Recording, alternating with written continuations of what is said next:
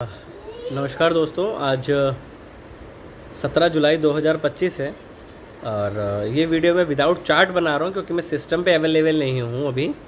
और ये trade plan है कल के लिए 18 जुलाई 2025 के लिए। अगर हम आज का बाज़ार देखें तो हमने 150 पॉइंट के रेंज में पूरा दिन ट्रेड किया। बट आज इम्पॉर्टेंट टेक इन क्या है बाज़ार का कि आज हमने एग्जैक्टली क्या किया। जैसे कि हमारे कल के ट्रेडिंग प्लान में भी ये क्लियर था कि ना आप 25-200 को तोड़ने वाले हैं। अगर आप 25-200 पे जाएंगे तो वहाँ पे आपको मेन रिवर्जन खेलना है, और अगर आप 25-150 और 25-100 के आसपास आते हैं तो वहाँ से आपको मेन रिवर्जन खेलना है। पहली बार आपकी एक अगेन बड़ी बनी एज़ यूजुअल जो बन रही है आजकल। उसके बाद बाज़ार में मोमेंटम डाउन साइड पे बचता नहीं था करने का, क्योंकि अगर आप ट्रेड करोगे तो आपको 4-5 रुपये से ज़्यादा मिलते नहीं है अगर आप एट द मनी करते हो।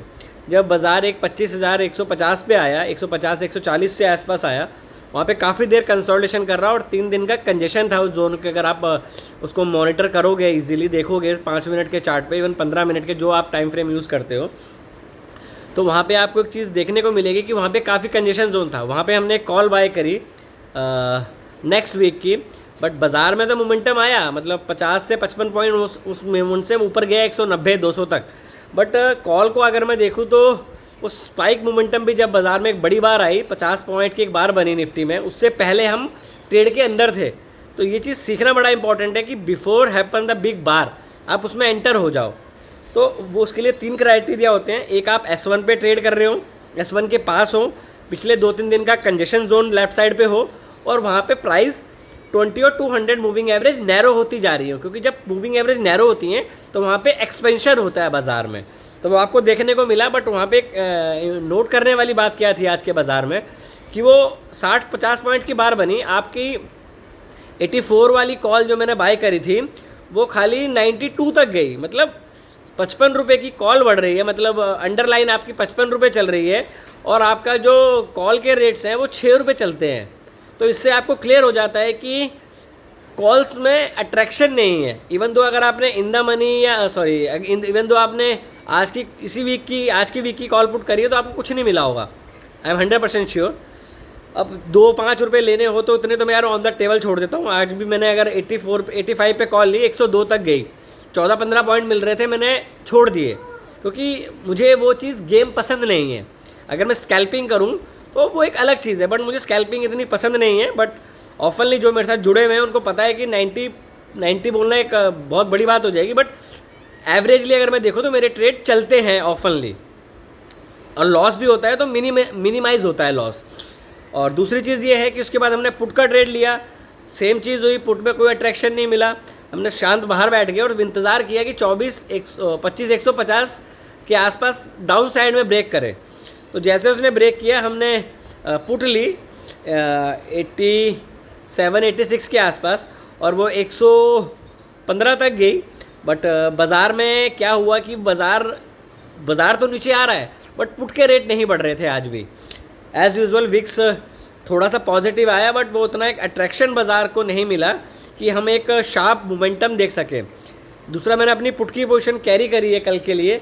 रीज़न इसका ये है कि आपका रिलायंस परफॉर्म नहीं कर रहा है। आपके बैंक्स में आज एक काफ़ी, अगर आप बैंकों के चार्ट देखें आज के, तो 10 में से 12 बैंक है। 12 में से जो इंडेक्स में है बैंक में, 12 में से 12 के 12 नेगेटिव थे।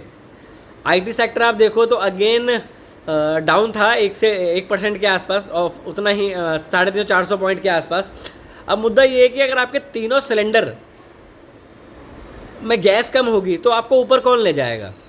तो कल के लिए अगर हम ट्रेड प्लान की बात करें, दैट इज़ द रीज़न मैंने अपनी पुट कैरी करी है, क्योंकि अब बाज़ार को भी इस चीज़ का अंदेशा हो चुका है कि ट्रेड डील जो बनेगी वो 10 से 25% की रेट्स में आएंगी।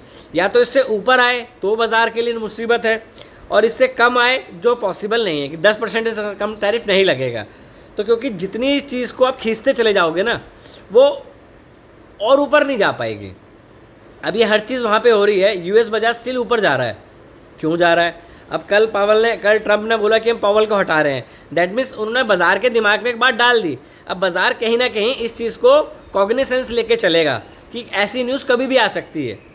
और दूसरी चीज़ ये है कि बाज़ार में अनसर्टनिटीज़ है, तो अनसर्टनिटीज़ में आप कभी भी ऊपर नहीं जाते हो। और मुद्दा अगर आप देखें बाज़ार में, आईटी के रिजल्ट ऑलमोस्ट हर किसी को पता है कि नेगेटिव आ रहे हैं, अदर देन एक आधे को छोड़ के। अगर एचसीएल टेक की बात छोड़ दे, सॉरी उसकी क्या नाम है, जो आज रिज़ल्ट आया आईटी का, टेक का आया है, उसके रिजल्ट थोड़े रेवेन्यू ठीक आई है, बट जो उसकी ग्रोथ है, मतलब जो उसकी कमेंट्री थी बाज़ार में किसी भी आईटी सेक्टर की, वो सबको पता है कि कोई बहुत अच्छी उनकी उम्मीदें नहीं आ रही हैं कि आगे आगे क्वार्टर का उनकी क्या रेवेन्यू बढ़ सकती है। तो आईटी बाज़ार, क्या आप सोचें कि सब कुछ प्राइस इन है, ठीक है सब कुछ प्राइस इन है, तो बाज़ार ऊपर जाना चाहिए। क्योंकि बाज़ार ऊपर भी इसलिए नहीं जा रहे क्योंकि उनको आगे भी ग्रोथ दिखाई नहीं दे रही ना। अगर यूएस में इन्फ्लेशन बढ़ेगी, जो कि आपको काफ़ी सुनने में भी आ रहा होगा कि यूएस में इन्फ्लेशन बढ़नी है और वो 100% बढ़ेगी। कारण इसके ये हैं कि अभी तो आपने 4-5 महीने के लिए अपने पास स्टॉक बैकयार्ड में रख लिया, बट वो कभी तो ख़त्म होगा, कभी तो उसके बाद आपको नया स्टॉक चाहिए होगा। कब तक आप कंपनियां कम मार्जिन में ट्रेड करेंगी? कोई भी कंपनी किसी पर्टिकुलर जनता के लिए काम नहीं करती, वो अपने प्रॉफिट के लिए काम करती है। तो अगर उनको प्रॉफिट नहीं होगा तो सॉरी टू टेल यू कि वो बाज़ार ऊपर नहीं जाएंगे। एक तो ये चीज़ है। दूसरा, वीडियो को शॉर्ट करते हैं और सीधा कल के लिए बात करते हैं। 25,150 आपका एक रेजिस्टेंस जोन बन जाएगा। 25,140 120 के आसपास कल आपको बाज़ार मिले तो 25,160 का स्टॉप लॉस लगाइए और शॉर्ट करने की कोशिश करिए। अगर रेंज में खुलता है 25,120 से 25,140 के रेंज में, 20 पॉइंट की रेंज में खुलता है, 20 पॉइंट का स्टॉप लॉस और नीचे आपको 25,050 तक के टारगेट, 25,000 के टारगेट ईजिली मिल जाएंगे। इन एनी केस आप गैप डाउन करते हो, गैप डाउन मतलब आप 50 से 100 पॉइंट का करते हो, तो आपको ये देखना है कि जो वहाँ पे प्राइस बिहेवियर हो रहा है, क्या पहले 5 मिनट का लो जा रहा है। अगर पहले 5 मिनट का लो जाता है तो आप पहले 5 मिनट की बार का हाई का स्टॉप लॉस लगा के वहाँ पे शॉर्ट करेंगे तो आपको 24,900 950 तक की जर्नी नीचे की भी मिल सकती है। ऊपर हम तभी जाएंगे जब 25,200 से हम डिसाइसिवली उसको ब्रेक कर दें। टिल देन हम ऊपर जाने के लिए हरी में नहीं है। अगर जाएगा तो अपना स्टांस आपको चेंज करना पड़ेगा, बिकॉज हमें पानी के बहाव के साथ रहना है। पानी के बहाव के अगेंस्ट में चलोगे तो हमेशा डूबोगे।